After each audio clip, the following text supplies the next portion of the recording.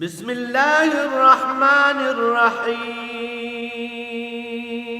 الرحمن علم القرآن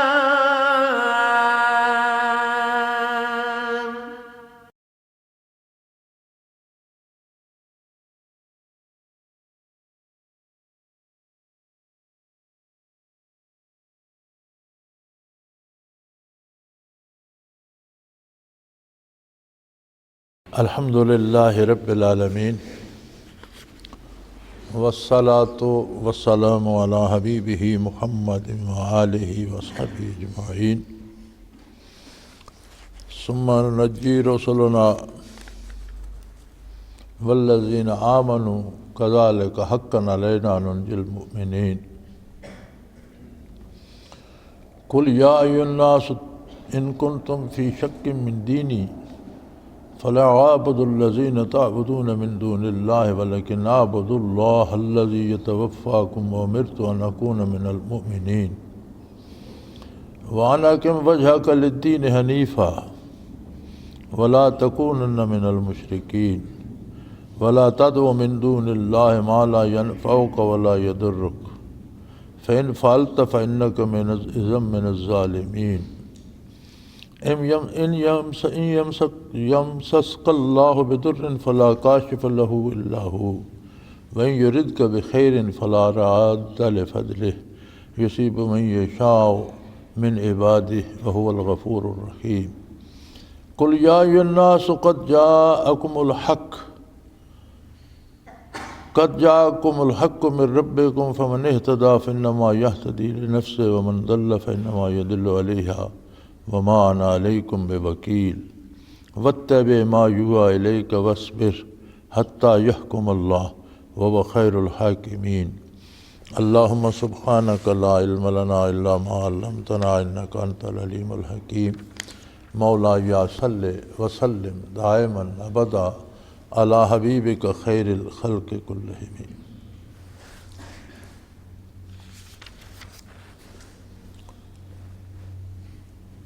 گزشتہ آیہ کریمہ میں ارشاد تھا قل فانتظروا انی معکم من المنتظرین کہ کفار اگر قبول نہیں کرتے اپنی بات پر اڑے ہوئے ہیں تو انہیں فرما دیجئے کہ پھر نتیجے کا انتظار کرو، میں بھی تمہارے ساتھ انتظار کر رہا ہوں، جو میں کہتا ہوں، جس پر میں عمل کرتا ہوں، جو میرا عقیدہ ہے اس کا نتیجہ مجھے ملے گا، جو عقیدہ تمہارا ہے، جو تمہارا عمل ہے، اس کا انجام تمہارے سامنے آ جائے گا۔ اللہ کریم نے پھر نتیجہ بھی بتا دیا،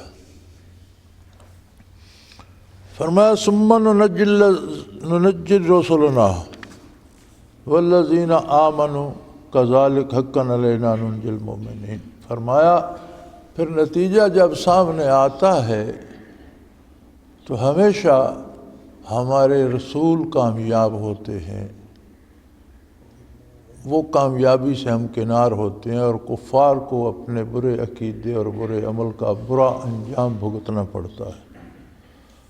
انبیاء علیہ السلام کے ساتھ وہ لوگ بھی والذین آمنوا، جو لوگ انبیاء پر ایمان لائے وہ بھی کامیاب رہتے ہیں، ان کو بھی نجات ہوتی ہے، درجات ملتے ہیں، مقامات علیہ ملتے ہیں، اللہ کریم کی رضا نصیب ہوتی ہے۔ اور ایسا ہی ہوتا ہے، کذالک ہمیشہ ایسا ہوتا ہے، اللہ کے نبی اور رسول کامیاب ہوتے ہیں اور وہ لوگ جو انبیاء کا دامن پورے خلوص سے تھام لیتے ہیں، ایمان لے آتے ہیں۔ ایمان کا لفظ قرآن میں اکثر جگہ پر جہاں بھی آیا ہے، آمنو کے ساتھ یہ شرط عائد ہوتی ہے، آمنو وعملوا الصالحات، ایمان لائے اور اچھے کام کیے۔ یوں تو ہر آدمی دنیا میں جو کرتا ہے اپنی طرف سے اچھا ہی کرتا ہے، لیکن وہ اس کا اپنا فیصلہ ہوتا ہے کہ اسے وہ اچھا سمجھتا ہے۔ ضروری نہیں کہ وہ اچھا ہو۔ اچھائی کا معیار کیا ہے؟ کون سا کام اچھا ہے؟ اچھائی کا معیار ہوتے ہیں اللہ کے نبی اور رسول، اللہ کی کتاب۔ جس کام کو جس طریقے سے کرنا چاہیے، جس وقت کرنا چاہیے، وہ بتانا انبیاء علیہ الصلاۃ والسلام کی ذمہ داری ہے۔ اور ہر وہ کام اچھا ہے جو اللہ کے نبی کی اطاعت میں کیا جائے، ہر وہ کام اچھا نہیں ہے جس میں اطاعت نہ ہو۔ تو ایمان کے ساتھ عمل الصالحات کی قید نے اتنی اہمیت بتائی کہ ہمارے فقہائے کرام فرماتے ہیں کہ عمل ہی اصل ایمان ہے، کیونکہ ایمان ایک دعویٰ ہے۔ ہر دعویٰ اپنے گواہوں سے ثابت ہوتا ہے، شہادتوں سے ثابت ہوتا ہے، پھر اس کو گواہی دی جاتی ہے کہ ایسا ہی ہے۔ تو ایمان کہ میں مسلمان ہوں، میں ایمان لاتا ہوں اللہ پر، اللہ کے نبی صلی اللہ علیہ وسلم پر، یہ تو میں نے کہہ دیا۔ اس کی دلیل میرا کردار ہے، میرے اعمال ہیں۔ اگر میرے اعمال، میرا کردار نبی صلی اللہ علیہ وسلم کی اطاعت کے مطابق ہے تو یہ میرا ایمان سچا ہے۔ اور اگر زبانی میں کہتا ہوں کہ ایمان لاتا ہوں اور عملاً آپ کی نافرمانی کرتا ہوں تو اس ایمان کا کوئی اعتبار نہیں۔ ایمان کا مطلب یہ ہے کہ غیر مشروط طور پر اطاعت قبول کر لی جائے، عبادات میں بھی، عقائد، اعمال، عبادات، ہر جگہ اطاعت رسول مقدم ہو اور دوسرا طریقہ اختیار نہ کیا جائے۔ اس کائنات کا نظام بڑا عجیب و غریب ہے۔ نبی صلی اللہ علیہ وآلہ وسلم نے تفصیل بتاتے ہوئے ایک خط کھینچا بالکل سیدھا، پھر اس کے ساتھ بے شمار دونوں طرف لائنیں نکال دیں، اور آپ نے فرمایا یہ جو سیدھا خط ہے یہ میرا راستہ ہے، یہ اللہ کا راستہ ہے۔ کوئی دائیں نکل جائے یا بائیں نکل جائے، اس نے اللہ کا راستہ چھوڑ دیا۔ عقیدے میں بھی، عمل میں بھی، جس طرف بھی کوئی نکل گیا، اللہ کا راستہ اس سے اور اللہ کے نبی کا راستہ چھوٹ گیا۔ سو اعمال میں جس طرح نماز، روزہ، حج، زکوٰۃ فرض ہیں، اسی طرح روزمرہ کے امور کو جاننا بھی فرض عین ہے ہر مومن مرد اور عورت کے لیے۔ عالم ہونا سب کے لیے فرض نہیں ہے، عالم ہونا فرض کفایہ ہے۔ اگر ایک پوری آبادی میں ایک عالم بھی ہے اور وہ رہنمائی کر سکتا ہے تو ٹھیک ہے۔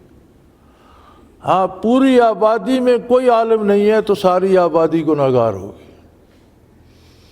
لیکن علماء ہوتے ہیں تحقیق کے لیے، عام کام روزمرہ کے کمانے کھانے کے، یہ کمانا جائز ہے ناجائز ہے، میں جو کھا رہا ہوں یہ حلال ہے یا حرام ہے، اس کا پتہ ہونا، یہ وضو کس طرح کرنا ہے، نماز کے اوقات کیا ہیں، روزہ بند کب کرنا ہے، کھولنا کب ہے، اس کی شرائط کیا ہے، مکروہ کس سے ہوتا ہے، ٹوٹ کس سے جاتا ہے، یہ جاننا تو ہر مسلمان مرد عورت پر فرض ہے۔ جانے گا نہیں تو کرے گا کیسے؟ تو بقدر ضرورت علم کا ہونا یہ فرض ہے، اور والدین کا فرض ہے کہ بچوں کو سکھائیں، ان کا فرض ہے کہ اپنے اگلوں کو سکھائیں، بھائی بہنوں کا فرض ہے کہ ایک دوسرے کو بتائیں۔ ہم اپنے انداز سے اچھے برے کا فیصلہ کرتے رہتے ہیں۔ بعض چیزیں ہم کھاتے ہیں یہ بہت اچھی ہے، لیکن وہ ہمیں بیمار کر دیتی۔ بعض کام ہم کرتے ہیں اس سے بہت منافع ہوگا، اس سے 2 گنا نقصان ہو جاتا ہے۔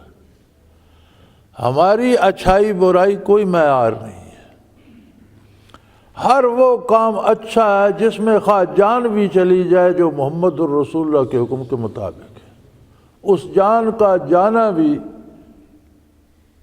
شہادت کہلاتا ہے کہ وہ موت کو بھی شکست دے دیتا ہے، ہمیشہ زندہ رہتا ہے۔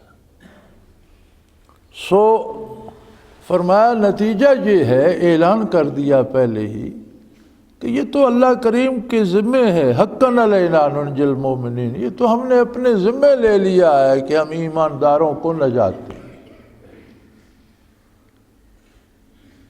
اللہ کے سوا باقی سارا کچھ اللہ کی مخلوق ہے، مخلوق اللہ کی ذمہ داری متعین نہیں کر سکتی، مخلوق خود محتاج ہے۔ یہ خود اس ذات کریم نے اپنے اوپر ذمہ داری لے لی کہ یہ تو ہمارے ذمہ ہے کہ جو ہمارے نبی کو قبول کرے اور اس کی اطاعت کرے ہم اس کو نجات دیں، یہ ہم نے اپنے ذمہ لے لیا۔ سو کفار کو بتا دیا کہ تمہاری بدعمالیوں یا بدعقیدتی کا نقصان نہ میرے نبی کو ہوگا نہ اس کے پیروکاروں کو ہوگا، وہ تمہارے اپنے لیے مصیبت کا پہاڑ بن رہا ہے، اور جو میرے نبی کے ساتھ ایمان رکھیں گے، اطاعت کریں گے، ایمان اطاعت کا نام ہے، یقین کا نام ہے، ان کو نجات دینا تو ہمارے ذمے ہے۔ پھر فرمایا میرے حبیب ان سے فرما دیجئے یا ایھا الناس ان کنتم فی شک من دینی، اے لوگو اگر تمہیں میرے دین میں، میرے لائے ہوئے دین میں جس کی طرف میں دعوت دے رہا ہوں، اس دین میں کوئی شک ہے تو وہ نکال دو اور میری بات پوری توجہ سے سنو۔ فرمایا فلا اعبد الذین تعبدون من دون اللہ، میں کبھی بھی اس بات کا کوئی امکان نہیں کہ تم اللہ کے سوا جن کو پوجتے ہو میں کبھی ان کی عبادت یا اطاعت کروں، یہ ناممکن ہے۔ اللہ کریم کے علاوہ تم نے جو معبودان باطلہ گھڑ رکھے ہیں میں ان کی اطاعت کروں، یہ ناممکن ہے، یہ ایسا نہیں ہو سکتا۔ یہاں بات ذرا نازک سی ہو جاتی ہے، ہم یہ سمجھتے ہیں کہ بتوں کی پوجا کرنے کی بات ہو رہی ہے، دیوی دیوتاؤں کو پوجنے کی بات ہو رہی ہے، یا اللہ کے علاوہ جو لوگ بعض نیک لوگوں کے بھی بت بنا لیتے ہیں اور پوجا کرتے ہیں ان کی بات ہو رہی ہے۔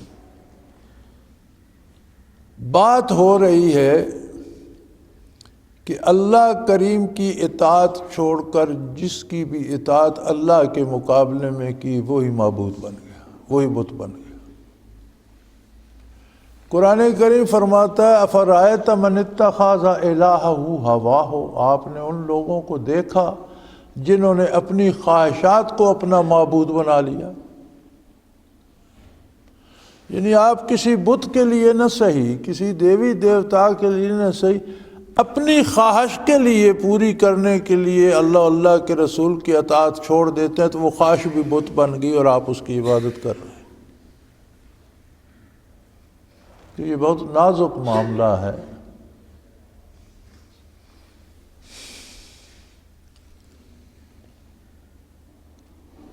لوگ آسان سمجھتے ہیں مسلمان ہونا، مسلمانی یہ ہے کہ اپنی سارے اختیارات پھینک دیے جائیں، اپنی عقل اپنی سوچ سے کنارہ کر لیا جائے اور وہ کیا جائے جو اللہ کا رسول کرنے کا حکم دیتا۔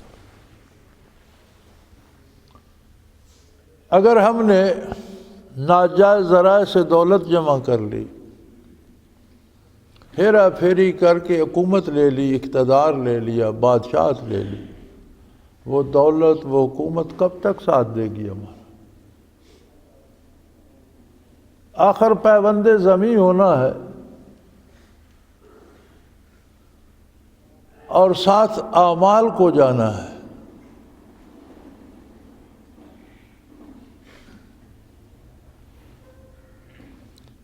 عجیب بات ہوتی ہے،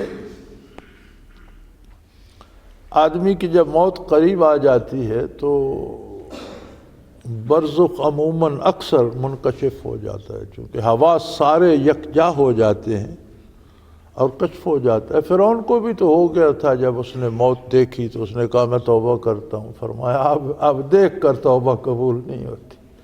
الان وقد عصیت، جب توبہ کا وقت تھا نافرمانی کرتا رہا، اب جب موت سامنے آ گئی، برزخ منکشف ہو گیا، فرشتے نظر آنے لگے، تو اب تو کہتا ہے کہ میں توبہ کرتا ہوں۔ تو پچھلے دنوں ایک آدمی اسی طرح مرض الموت میں تھا، تو مجھے بھی اس کا پیغام آیا کہ میرا کچھ کرے۔ میں نے کہا کیا ہوا؟ کہ کالی کالی ڈرونی ڈرونی شکلیں ہیں بے شمار، اور میرا کمرہ بھرا پڑا ہے، میرے گرد بیٹھی ہیں، مجھے کہتی ہیں دیکھیں گے تجھے مزہ چکھائیں گے، تو آپ آئیں انہیں کچھ دم شم کر کے بھگا دیں۔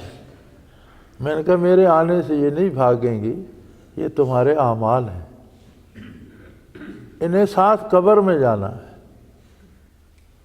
یہ جو کچھ آپ زندگی میں کرتے رہے ہو یہ وہ ہیں، یہ تو آپ کے اعمال ہیں، آپ کا خزانہ ہے جو آپ نے کمایا، یہ تو آپ کے ساتھ جائے گا۔ تو نافرمانی اللہ کے حبیب کی، اللہ کی نافرمانی، اور وہ ہمیشہ اس کا انجام برا ہوتا ہے۔ ہاں توبہ کی توفیق ہو جائے تو اللہ بڑا کریم ہے۔ کتنی غلطیاں کتنے گناہ ہو چکے ہوں، لیکن توبہ کا دروازہ واہ ہے، خلوص دل سے توبہ کرے اور آئندہ اطاعت کا راستہ اختیار کر لے تو اللہ کریم کا کرم بڑا وسیع ہے۔ تو فرمایا یہ تو ہم نے اپنے ذمے لے لیا ہے کہ مومنین کو ہم نجات دیں گے، اور ان لوگوں سے فرما دیجئے کہ تمہیں میرے دین میں اگر شک ہے تو پھر کھری کھری سن لو، جن اللہ کو چھوڑ کر جن کی تم پوجا کرتے ہو میں ان کی کبھی پوجا کرنے والا نہیں۔ وَلَٰكِنْ أَعْبُدُ اللَّهَ الَّذِي يَتَوَفَّاكُمْ، لیکن میں اس اللہ کی عبادت کرتا ہوں جو تمہاری جانیں قبض فرماتا ہے، جس کے حضور تمہیں حاضر ہونا ہے، جس نے تمہیں پیدا کیا ہے، جس نے موت کے بعد حساب لینا ہے، جس کی بارگاہ میں کھڑے ہو کر بتانا ہے کہ کیا کیا اور کیا نہیں کیا۔ وَأُمِرْتُ أَنْ أَكُونَ مِنَ الْمُؤْمِنِينَ، اور یہی اللہ کریم نے مجھے یہی حکم دیا ہے کہ میں ہمیشہ ایمان لانے والوں، یقین کرنے والوں میں رہوں۔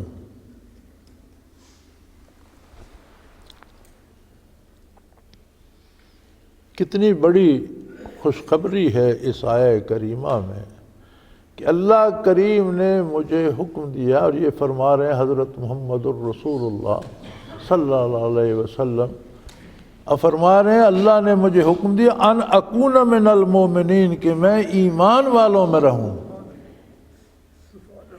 یعنی ایمان نصیب ہونا اور اطاعت نصیب ہونا گویا معیت رسول اللہ نصیب ہونے کے برابر ہے۔ اتباع رسالت معمولی بات نہیں ہے کہ ہم چند ٹکوں کے لیے چھوڑ دیں، کہیں گپ لگانے کے لیے نماز چھوڑ دیں اور گپے ہانکتے رہیں، چند سکوں کے لیے حرام حلال کی تمیز نہ کریں، یہ کیا ہے؟ یہ کچھ بھی نہیں ہے۔ لیکن جو لوگ اطاعت شعار ہوتے ہیں اور جو حضور پر اعتبار کرتے ہیں، ذرا ایمان اعتبار کا نام ہے۔ ہمیں کوئی بندہ یہاں خبر دیتا ہے کہ یہ تمہارا نقصان ہو جائے گا، تو فوراً بھاگتے ہیں کہ اس کا تدارک کریں یہ نہ ہو۔ حکیم کہتا ہے کہ یہ بڑا اچھا فروٹ ہے لیکن کھاؤ گے تو بیمار ہو جائے، ہم چھوڑ دیتے ہیں، ہم نہیں کھاتے۔ اعتبار ہوتا ہے نا اس پر۔ ایمان اعتبار کا نام ہے جو اللہ کے نبی صلی اللہ علیہ وسلم پر اعتبار کرے۔ ہمارے پاس تو اللہ کی ہونے کی، اللہ کی ذات کی بھی ہمارے پاس کوئی دلیل نہیں سوائے اس کے کہ ہمیں محمد الرسول اللہ نے بتایا کہ اللہ وحدہ لا شریک۔ ہمارے پاس اس مقدس کتاب کے اللہ کا کلام ہونے کی کوئی دلیل نہیں سوائے اس کے کہ ہمیں محمد الرسول اللہ صلی اللہ علیہ وسلم نے بتایا یہ اللہ کا کلام ہے۔ یہی واحد دلیل ہے۔ ایک بزرگ تھے اور عبور تھا انہیں دینی فلسفی پر، صرف و نحو پر بہت مشہور ناوی تھے. صرف و نحو بہت مشکل علم ہے دینی علوم میں سے، اس کے وہ ماہر تھے، دلائل دینے کے ماہر تھے. ان کا واقعہ لکھتے ہیں کہ سیدنا شیخ عبد القادر جیلانی رحمۃ اللہ تعالیٰ علیہ کی خدمت میں حاضر ہوئے اور عرض کیا کہ حضرت ساری عمر بحث مباحثے میں گزار دی، اب نظر آتا ہے کہ اس میں سے حاصل تو کچھ بھی نہیں، تو میں چاہتا ہوں آپ مجھے بھی اللہ اللہ سکھائیں. انہوں نے فرمایا ایک شرط پر، یہ جو تمہارا فن ہے ساری عمر کا، اسے چھوڑ دو، یہ کتابیں جلا دو، پھینک دو، کلیتاً اسے چھوڑ دو، میں تمہیں اللہ اللہ سکھاتا ہوں. تھوڑا ہی عرصہ گزرا تو ان کی موت آ گئی. کسی نے حضرت کو اطلاع دی کہ وہ سخت بیمار ہیں. حضرت تشریف لے گئے تو پوچھا کس سال میں ہو؟ کہنے لگے مصیبت میں پھنسا ہوا ہوں. شیطان کہتا ہے اللہ کوئی نہیں، محض اتفاقات ہیں، حادثات ہیں، چند جرم جڑتے ہیں تو کوئی وجود بن جاتا ہے، کہیں انسان بن جاتا ہے، کہیں حیوان بن جاتا ہے، وہ ڈسٹرب ہوتے ہیں تو مر جاتا ہے. وہ جو کسی نے کہا تھا نا زندگی کیا ہے؟ عناصر میں ظہور ترتیب، اور موت کیا ہے؟ انہی اجزاء کا پریشان ہونا. یہ وہی شیطان کا قول ہے جس پر یہ شعر کہا گیا کہ کون اللہ، کون پیدا کرنے والا، کون ہو. یہ چند اجزاء جمع ہوتے ہیں تو ایک حیات پیدا ہو جاتی ہے، جب وہ ان کی ترتیب خراب ہو جاتی ہے تو موت آ جاتی ہے. تو فرمانے لگے میں اس کی کوئی 99 دلیلیں اسے دے بیٹھا ہوں، وہ میری ہر دلیل رد کر دیتا ہے، میں بڑا پریشان. تو حضرت نے فرمایا تم دلیل جو تمہارے پاس اصلی ہے وہ تو دیتے ہی نہیں. تم کہو مجھے محمد الرسول اللہ صلی اللہ علیہ وسلم نے بتایا کہ اللہ ہے. ہمارے پاس تو ایک ہی دلیل ہے. تم کہاں فلسفے اور منطق اور اس میں پھنس گئے صرف و نحو میں. تم اس بےایمان کو کہو کہ محمد الرسول اللہ صلی اللہ علیہ وسلم نے بتلایا اللہ ہے، وہ زندگی دیتا ہے، وہ موت دیتا ہے، وہ رازق ہے، وہ ہر چیز پہ قادر ہے. کہنے لگے شکر ہے آپ نے جان چھڑائی، اب تم موذی بھاگ گئے. تو ہماری عقل دلیل نہیں ہے، معاشرے کی رائے دلیل نہیں ہے. مغرب والے کیا کرتے ہیں، مشرق والے کرتے ہیں، یہ کوئی دلیل نہیں ہے. دلیل صرف ایک ہے، محمد الرسول اللہ نے فرمایا یہ اچھا ہے، یہ اچھا ہے. حضور نے فرمایا یہ نقصان دہ ہے، یہ نقصان دہ ہے. ہمیں اللہ کی پہچان حضور نے دی، قرآن کی پہچان حضور نے دی، نیکی بدی کی پہچان حضور نے دی. تو فرمایا میں تو اس اللہ کی عبادت کرتا ہوں الذی یتوفاکم. دیکھو ایک دلیل نے جو قرآن نے دی تمام دلائل کو ختم کر دیا. لوگ کہتے ہیں یہ اچھا ہے، اس سے مجھے پیسے ملیں گے، یہ اچھا ہے، اس سے مجھے عہدہ ملے گا، یہ اچھا ہے، اس سے میری صحت ٹھیک ہوگی، وغیرہ وغیرہ. جتنی اچھائیاں گناتے ہیں وہ سب دنیا کی ہوتی ہیں. فرمایا میں تو اس کی عبادت کرتا ہوں جس نے یہ سارا دنیا کا بکھیڑا ختم کر کے تمہاری روح قبض کر لینی ہے. یہ ساری اچھائیاں تو یہاں رہ جائیں گی، جن کو تم اچھا اچھا کہتے ہو یہ سب کچھ تو یہاں رہ جائے گا جب روح قبض ہوگی. تو میں اس اللہ کی عبادت کرتا ہوں جو تمہاری جان قبض کرتا ہے. وَأُمِرْتُ أَنْ أَكُونَ مِنَ، اور مجھے حکم دیا گیا اللہ کی طرف سے کہ میں مومنوں میں سے، ایمان لانے والوں میں سے رہوں. اور مومنوں کے لیے کتنی بڑی بشارت ہے اس میں کہ ان کے ساتھ تو رسول اللہ صلی اللہ علیہ وسلم اللہ کے حکم سے ان کے ساتھ شامل ہے. اور مجھے حکم دیا گیا کہ اقم وجہک للدین حنیفا، کہ میں دین حنیف کی پیروی کروں. دین حنیف جس میں اللہ واحد لا شریک، اس کی الوہیت، اس کی ذات، اس کی صفات میں کسی کو شریک نہ کیا جائے. کوئی دوسری ہستی نہ اس کی ذات میں شریک ہے، نہ کوئی دوسری ہستی اس کی صفات میں شریک ہے۔ کوئی ولی ہو، نبی ہو، اللہ کے کسی وصف میں شریک نہیں ہو سکتا، اللہ کی ذات کا حصہ نہیں بن سکتا۔ اور مجھے یہی حکم دیا گیا ہے وَلَا تَكُونَنَّ مِنَ الْمُشْرِكِينَ، اور کبھی بھی شرک کرنے والوں کا ساتھ میں نہ دو۔ جو شرک کرتا ہے وہ میرے ساتھ سے محروم ہے، اسے میرا ساتھ نصیب نہیں ہوگا۔ اور مجھے حکم دیا گیا کہ وَلَا تَدْعُ مِن دُونِ اللَّهِ مَا لَا يَنْفَعُكَ وَلَا يَضُرُّكَ، اور اللہ کے سوا میں کسی کو نہ پکاروں کہ کوئی نہ فائدہ دے سکتا ہے نہ نقصان کر سکتا ہے۔ اللہ کے علاوہ کوئی دوسری ایسی ہستی نہیں ہے جو آپ کو فائدہ دے یا آپ کا نقصان کر دے، یہ کسی سے نہیں ہو سکتا۔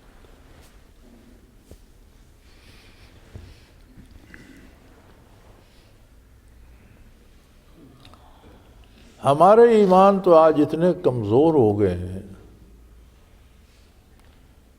کہ ذرا کسی کو کچھ ہو فوراً کہتا ہے کسی نے جادو کر دیا، گویا نظام کائنات جادوگر چلا رہے ہیں۔ کسی کو صحت دے دیں، کسی کو بیمار کر دیں، کسی کو منافع کر دیں، کسی کا نقصان کر دیں، یہ بھی تو شرک ہے۔ اللہ کریم فرماتے ہیں میری کائنات میں کسی کی مداخلت، دکھ آ گیا وہ اللہ کی طرف سے ہے، اللہ سے توبہ کرو، اللہ سے معافی مانگو، اللہ سے دعا کرو، جائز علاج کرو۔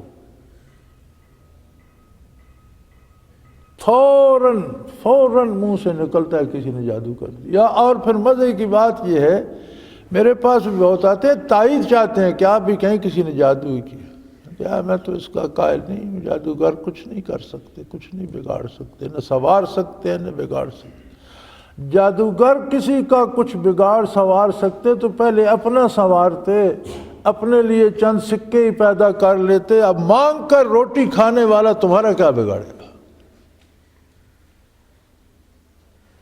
کتنے بڑے بڑے جادوگر اکٹھے کیے تھے فرعون نے، جو زمانے کے مانے ہوئے جادوگر تھے، تو انہوں نے پہلی بات جو فرعون کے دربار میں کی وہ یہ تھی ان لنا لاجرا ان کنا نحن الغالبین، اگر ہم جیت گئے تو آپ ہمیں انعام دیں گے۔ اس کا مطلب ہے کہ اپنی روزی کے لیے وہ بھی محتاج تھے، فرعون سے مانگ رہے تھے کہ ہمیں آپ کچھ پیسے، کوئی عہدہ، کوئی شے آپ ہمیں دیں گے۔ اگر وہ اپنے جادو سے کر سکتے تو فرعون سے مانگنے کی کیا ضرورت تھی؟ آج جو لوگ ساری دنیا کو تعویذوں سے چلائے پھرتے ہیں، اپنی روٹی کے لیے جنہیں تعویذ دیتے ہیں ان سے 2-2 4-4 روپے لے کے کھاتے ہیں۔ ایک چڑیا بچے پال لیتی ہے، ایک درندہ بچے پال لیتا ہے، ایک کتا بچے پال لیتا ہے، ایک جانور بچے پال لے، ان سے اپنے بچے نہیں پلتے، لوگوں سے 2-2 4-4 روپے لے کے گزارا کرتے ہیں، تو پھر کسی کو دیں گے کیا؟ جو اپنی اولاد اپنا آپ نہیں پال سکتا جائز طریقے سے، وہ کسی کو دے گا کہ اس کے پاس دینے کے لیے کیا ہے؟ یہ صرف ہمارے ایمان اور یقین کی کمزوری ہے۔ کل پرسوں میرے پاس ایک بزرگ آئے، 70 کے قریب عمر ہوگی، 60-70 کے درمیان ہوں گے۔ کہنے لگے میری ٹانگیں شل ہو جاتی ہیں، کسی نے جادو کر دیا ہے۔ میں نے کہا بابا بڑھاپے نے جادو کر دیا ہے، یہ جب آتا ہے سب پہ یہ جادو پہلے کرتا ہے۔ ٹانگیں سب سے پہلے جواب دیتی ہیں کہ ہم سے بدن کا بوجھ نہیں اٹھایا جاتا، کانوں نے بوجھ نہیں اٹھانا، یہ کہتے ہیں ہم سے سنا نہیں جاتا، بیٹھو۔ اب تمہاری عمر میں کوئی جادو کر کے کیا کرے گا؟ جو بوڑھا ہو جاتا ہے، دماغ خشک ہو جاتا ہے، طرح طرح کے وہ وہم آتے رہتے ہیں، پھر آ جاتے ہیں جی مجھے جن نے پکڑا ہوا ہے۔ میں کہتا ہوں کون سا ایسا بیوقوف جن ہے جو 70 سال کے کھوسٹ کے پاس رات دن بیٹھا ہے؟ اس عمر میں تو اولاد چھوڑ جاتی ہے، جس عمر میں آپ ہو اس میں تو بیٹے بیٹیاں جن کو آپ نے ہاتھوں گودوں میں پالا ہوتا ہے وہ چھوڑ جاتے ہیں۔ کبھی رات میں ایک دفعہ دن میں پوچھ لیں کہ بابا کیا حال ہے، یہ بھی بڑی بات ہے۔ کوئی خوش نصیب ہو جس سے کوئی اولاد پوچھ لے، ورنہ پوچھتا کوئی نہیں۔ تو جن کون سا اتنا فارغ ہے جو تمہارے ساتھ بیٹھا ہے؟ یہ ساری باتیں تب ہوتی ہیں جب اللہ پر وہ یقین نہیں ہوتا جو ہونا چاہیے۔ لا تتحرک ذرۃ الا باذن اللہ، کوئی ذرہ حرکت نہیں کر سکتا سوائے اللہ کی اجازت کے۔ دکھ بھی آتے ہیں، سکھ بھی آتے ہیں، سکھ اللہ کی عطا ہوتا ہے، دکھ ہمارے کردار کا نتیجہ ہوتا ہے۔ دکھ آئے، تکلیف آئے تو سوچو میں کون سا غلط کام کر رہا ہوں، اس سے توبہ کرو۔ کوئی سمجھ نہیں آتی پھر بھی توبہ کرو، کوئی ایسا کام ہم سے ہو رہا ہے جس کا ہمیں پتہ ہی نہیں کہ یہ غلط ہے یا صحیح ہے، اللہ سے توبہ کرو، اللہ سے دعا کرو، جائز علاج کرو، اللہ آپ کو شفا دے گا۔ سکھ آئے تو اللہ کریم کا شکر ادا کرو، لیکن یہاں معاملہ الٹا ہے۔ سکھ آئے تو ہم کہتے ہیں یہ میری عقل مندی اور میرا کمال ہے کہ میں نے حاصل کر لیا، دکھ آئے تو کہتے ہیں اللہ نے بھیج دیا۔ اپنا گناہ تسلیم کرنے کو بہت کم خوش نصیب ہیں جو تیار ہوں۔ بات بن جائے تو شان یہ تدبیر کی ہے، اور بگڑ جائے خطا کاتب تقدیر کی ہے۔ سو فرمایا مجھے تو ارشاد ہے کہ تک سیدھا دین حنیف پر رہوں، اور جو اللہ کے علاوہ نہ کوئی بگاڑ سکتے ہیں نہ سنوار سکتے ہیں، اور میں کسی کو نہ پکاروں، صرف اللہ کو پکاروں۔ فَإِنْ فَعَلْتَ فَإِنَّكَ إِذًا مِّنَ الظَّالِمِينَ، اے مخاطب اگر تو نے اللہ کے علاوہ کسی سے امیدیں وابستہ کیں تو پھر تو غلط کام کرنے والوں میں شامل ہو جائے گا۔ یہاں ہمارے عجیب فرقے بن گئے ہیں۔ کچھ تو ایسے ہیں جو سمجھتے ہیں کہ توحید یہ ہے کہ نیک لوگوں کی اور اہل اللہ کی توہین کی جائے تو یہ بڑی بات ہے۔ دوسرا گروہ ان لوگوں کا ہے جو اللہ کی عبادت نہیں کرتے، نیک اور بزرگوں کے وظیفے شروع کر دیتے، دونوں زیادتی کرتے، راستہ درمیان میں ہے۔ اللہ کی عظمت اپنی ہے، وہ واحد لا شریک ہے۔ اللہ کے بندوں کا کام بندے کو اللہ سے ملانا ہے، خود اللہ بن بیٹھنا نہیں۔ اور کوئی ایسا ولی اللہ نہیں ہے جس نے کہا ہو کہ میرے نام کا وظیفہ کرو، یہ یار لوگوں نے گھڑ لی ہیں، اور عجیب و غریب چیزیں گھڑ لی ہیں۔ حضور صلی اللہ علیہ وسلم کے نام کے درود عجیب و غریب گھڑ لیے ہیں اپنی طرف سے۔ کئی مجھ سے اگلے دن بھی کوئی پوچھ رہا تھا فلاں درود پڑھوں، میں نے کہا جو حدیث شریف میں وہ کیوں نہیں پڑھتے؟ یہ فلاں بزرگ نے بتایا تھا، میں نے کہا جو محمد الرسول اللہ صلی اللہ علیہ وسلم نے بتایا وہ اچھے ہیں یا اس بزرگ نے اچھا بتایا؟ حدیث شریف میں متعدد درود شریف دیے گئے ہیں، وہ کیوں نہیں پڑھتے؟ کوئی نہیں ملتا تو جو نماز میں پڑھتے ہو وہی پڑھتے رہو۔ یہ تو یاد ہے نا، کم از کم ایک تو یاد ہے، یہ بھی حضور کا ارشاد کرتا ہے، حدیث میں ارشاد ہے، یہ پڑھتے رہو۔ تو بعض لوگ مسلمانی کا دعویٰ کرتے ہوئے، میں مسلمانوں کی بات کر رہا ہوں، غیر مسلم تو گئے وہ تو ہیں ہی بے دین، مسلمانوں نے بھی بعض اوقات تو بندوں کو اللہ سے شامل جا کیا، اور بعض نے اہل اللہ کی توہین کرنا توحید سمجھ لیا۔ یہ دونوں طرف زیادتی ہے، راستہ درمیان میں ہے۔ اللہ کے بندے اس ذمہ داری کو آگے نبھاتے ہیں جو نبی کریم صلی اللہ علیہ وسلم نے ان پر ڈالی ہے کہ اللہ کے دین کو آگے پہنچاؤ، اللہ کی نسبت کو آگے پہنچاؤ، اللہ کی فکر کو آگے پہنچاؤ، لوگوں کو اللہ سے پیوست کرو، جوڑو، اللہ کے قریب لاؤ، عبادت اللہ کی کریں۔ مصیبتیں وہ ٹالے گا، بھلائیاں وہ دے گا، انعام و اکرام از قسم ثمرات ہوتے ہیں، پھل ہوتے ہیں، پھل اللہ لگاتا ہے۔ آپ بیج ڈال سکتے ہیں، کھاد ڈال سکتے ہیں، پانی دے سکتے ہیں، رکھوالی کر سکتے ہیں، اس پر پھل لگانا یہ اس کا کام۔ ثمرات اللہ کی طرف سے ہوتے۔ وَإِنْ يَمْسَسْكَ اللَّهُ بِضُرٍّ فَلَا كَاشِفَ لَهُ إِلَّا هُوَ، اور اے مخاطب اگر تجھ پر اللہ کی طرف سے مصیبت آ جائے اسے پھر وہ اللہ ہی ہٹا سکتا ہے، دوسرا کوئی ایسا نہیں ہے کہ اسے ہٹا دے۔ جو تکلیف آتی ہے وہ اللہ کی طرف سے آتی ہے، اور اسے دور بھی اللہ ہی کر سکتا ہے۔ وَإِن يُرِدْكَ بِخَيْرٍ فَلَا رَادَّ لِفَضْلِهِ، اور اگر وہ تیرے ساتھ مہربانی فرماتا ہے، تجھ پر احسان فرماتا ہے اور تیری بھلائی ہوتی ہے، تو پھر کوئی اس کو روکنے والی دوسری طاقت نہیں ہے کہ جو بھلائی اللہ تجھ تک پہنچانا چاہتا ہے کوئی اسے روک لے، یہ نہیں ہو سکتا۔ اور ہمارا تو یہاں حال یہ ہے کہ لوگ کہتے ہیں میری تو کسی نے اولاد ہی روک دی ہے، پیدا نہیں ہوتی۔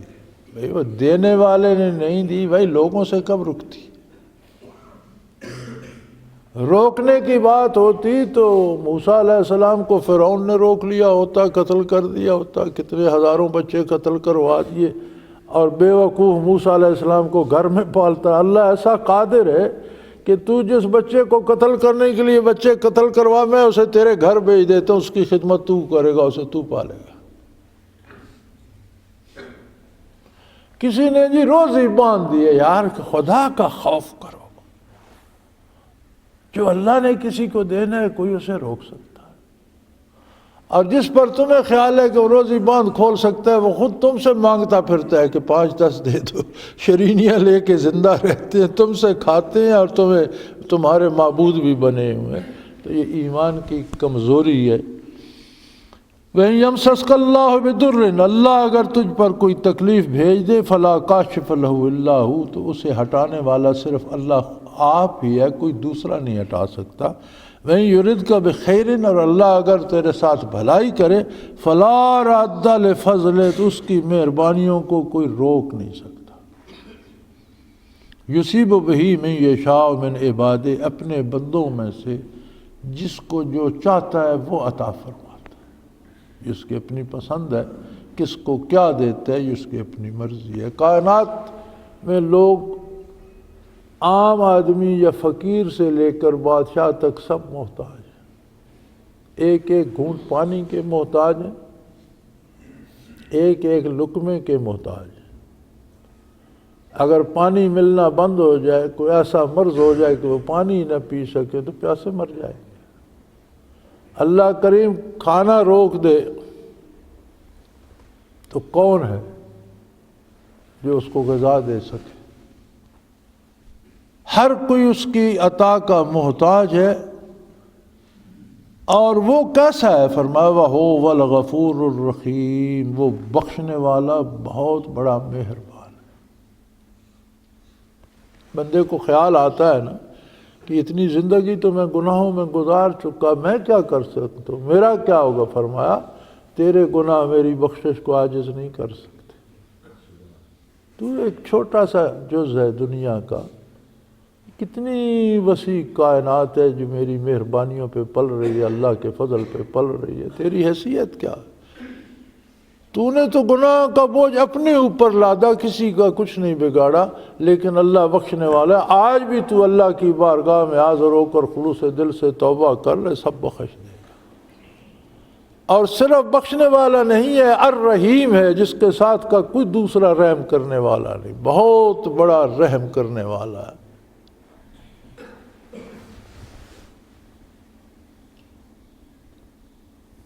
میرے حبیب لوگوں کو بتا دیجئے، فرما دیجئے، قل یا ایھا الناس، اے اولاد آدم، اے لوگو، قد جاءکم الحق من ربکم، تمہارے پروردگار کی طرف سے تمہارے پاس حق آ چکا۔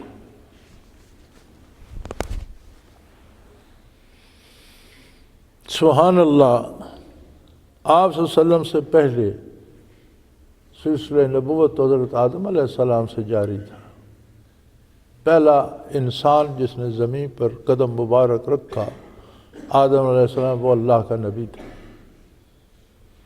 پھر قوموں، شہروں، بستیوں، آبادیوں کو اللہ نے نبوت سے محروم نہیں رکھا، ایک ایک زمانے میں متعدد نبی ہوئے ہیں دنیا میں، ہر قوم میں، ہر ملک میں۔ پھر وہ تشریف لے گئے، ان کے بعد آ گئے، احکام میں تبدیلی بھی ہوتی رہی قوموں کی حیثیت کے مطابق اور حالات کے مطابق۔ لیکن اب کیا ہوا؟ فرمایا اب آنے والا تشریف لا چکا، قد جاءکم، آ چکا جس نے آنا تھا تمہارے پاس، قد جاءکم الحق من ربکم، تمہارے پروردگار، یہاں رب استعمال ہوا ہے۔ ربوبیت اللہ کی وہ شان ہے کہ ہر ضرورت مند کی ہر ضرورت ہر وقت ہر جگہ پوری فرماتا ہے، تو انسانیت کی ضرورت تھی کہ اس کی رہنمائی کی جائے، سو اللہ کریم نے اپنا آخری اور امام الانبیاء مبعوث فرما دیا، جو آ چکا، اب کسی کا انتظار نہ کرو، اب کوئی نہیں آئے گا، کوئی کتاب نئی نہیں آئے گی، پہنچ چکا۔ کیا یہ عجیب بات نہیں ہے؟ قرآن کریم کا یہ معجزہ کم ہے کہ جو عبادات آج سے 1450 سال پہلے فرض کی اور ان کے اوقات متعین کیے، دنیا بھر میں موسم مختلف ہیں، اقوام کے مزاج مختلف ہیں، قد کاٹ مختلف ہیں، عادات مختلف ہیں، غذائیں مختلف ہیں، اس کے باوجود ساری دنیا پر آج بھی قابل عمل ہیں کہ نہیں؟ روئے زمین پر مسلمان ہر جگہ وہ فرائض ادا کر رہے ہیں، جو حلال و حرام طے کر دیا، روئے زمین پر آج بھی وہ قابل عمل ہے کہ نہیں؟ جس کام کو جرم کہا اور جس کو جائز کہا، آج بھی روئے زمین پر وہ جرم جرم ہی ہے اور جائز جائز ہی ہے۔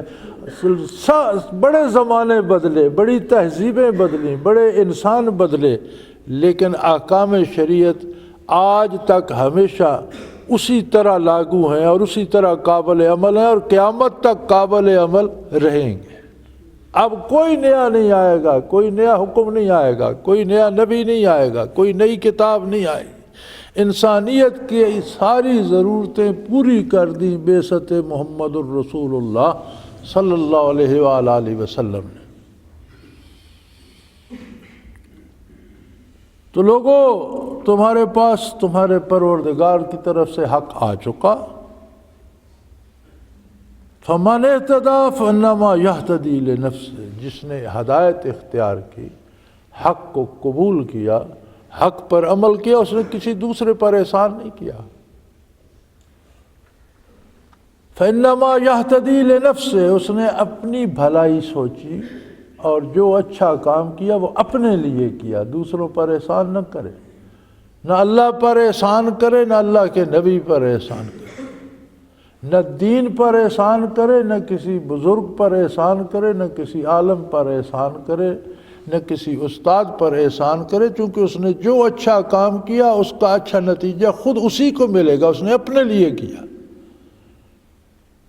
وَمَن دَلَّ فَإِنَّمَا يَدِلُّ عَلَيْهَا، اور جس نے قبول نہیں کیا اور گمراہ ہو گیا، اس کی گمراہی کا خسارہ بھی خود اسی کو اٹھانا ہوگا، اس کی گمراہی کسی دوسرے کے سر نہیں تھوپی جائے گی۔ اس نے کسی کا کچھ نہیں بگاڑا، نہ اللہ کا بگاڑا، نہ رسول کا کچھ بگاڑا، نہ دین کا کچھ بگاڑا، نہ کسی استاد کا، نہ عالم کا، نہ ولی اللہ کا۔ اگر کسی نے گمراہی اختیار کی تو اس نے اپنا نقصان کیا، وہ گمراہی اس کے اپنے گلے پڑے گی۔ وَمَا أَنَا عَلَيْكُمْ بِوَكِيلٍ، اور میرے حبیب نے بتا دیجئے کہ میں تم پر داروغہ متعین نہیں کیا گیا ہوں کہ تمہارے کان سے پکڑ کر تمہیں کسی کام پہ لگا دوں، میری ذمہ داری ہے کہ میں اللہ کا پیغام تم تک پہنچاؤں، اور وہ پہنچانے کا حضور نے صلی اللہ علیہ وآلہ وسلم حق ادا کر دیا، اور اس قوت سے پہنچایا کہ 15ویں صدی جا رہی ہے لیکن حق پوری آب و تاب سے روئے زمین پر پہنچ رہا ہے۔ اللہ اکبر کی صدا جو اذان کے لیے گونجتی ہے، 24 گھنٹے کا کوئی لمحہ خالی نہیں جس میں اذان نہ ہو رہی ہو۔ آپ زمین کی گردش اور سورج کی گردش اور اوقات کو دیکھ لیں، ہر لمحے دنیا پر کسی نہ کسی جگہ کوئی نہ کوئی پکار کر کہہ رہا ہوتا ہے اشہدو ان لا الہ الا اللہ، اشہدو ان محمد رسول اللہ، حی علی الصلاۃ، حی علی الفلاح۔ روئے زمین پر اللہ کو سجدہ کرنے والے موجود ہیں جو صرف اللہ کو سجدہ کرتے ہیں، غیر اللہ کو نہیں کرتے۔ تھوڑے صحیح، کمزور صحیح، لیکن اللہ کی اطاعت کرنے والے دنیا میں موجود ہیں، اور وہ کمزور دنیاوی اعتبار سے دکھائی دیتے ہیں، جن کے ساتھ اللہ ہے انہیں کمزوری کہاں سے؟ کفر کی طاقتیں 14 صدیوں میں کون سا ہتھ کنڈا ہے جو آزما نہیں سکیں، اخیر قتل عام تک بھی، اور اب بھی مسلمانوں کا قتل عام جاری ہے روئے زمین پر، لیکن اللہ اکبر کی صدائیں بند نہیں ہوتی، اللہ کا دین مٹتا نہیں ہے۔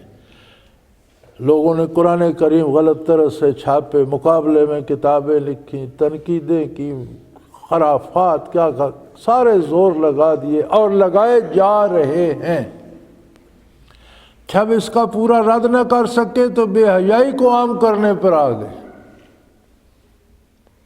اور جو چیزیں کبھی مغرب کے ٹیلی ویژن پہ جو اشتہار آتے تھے اور ہم کہتے تھے بڑی بے حیائی ہے مغرب میں، آج وہ ہمارے اپنے ٹیلی ویژن پر دھڑا دھڑ آ رہے ہیں۔